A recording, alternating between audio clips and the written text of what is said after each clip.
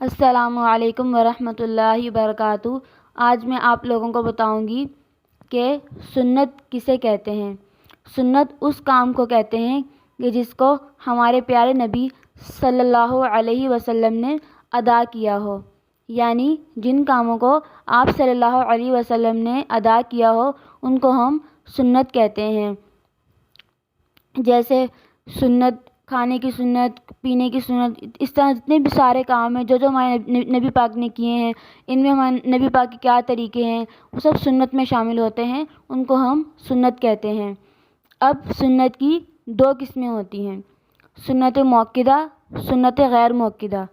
سنت مؤکدہ ان کو بولتے ہیں کہ جس کو آپ صلی اللہ علیہ وسلم نے ہمیشہ کیا ہو ان کاموں کو، اور سنت غیر مؤکدہ ان کو بولتے ہیں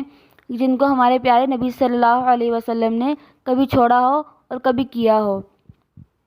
سنت مؤکدہ کی مثال کے طور پر دن رات میں 5 نمازیں فرض ہیں، ان میں فرض کے ساتھ سنت بھی ہوتی ہے۔ فجر میں 2 سنت ہوتی ہے، اور ظہر میں 4 سنت اور 2 سنت ہوتی ہیں، اور عصر میں 4 سنت ہوتی ہیں، مغرب میں 2 سنت ہوتی ہیں، اور عشاء میں 4 سنت اور 2 سنت ہوتی ہیں۔ اب ان نمازوں میں سنت مؤکدہ کیا ہیں اور سنت غیر مؤکدہ کیا ہیں، وہ یہ ہیں کہ دیکھیں، فجر کی 2 سنتیں سنت مؤکدہ ہیں،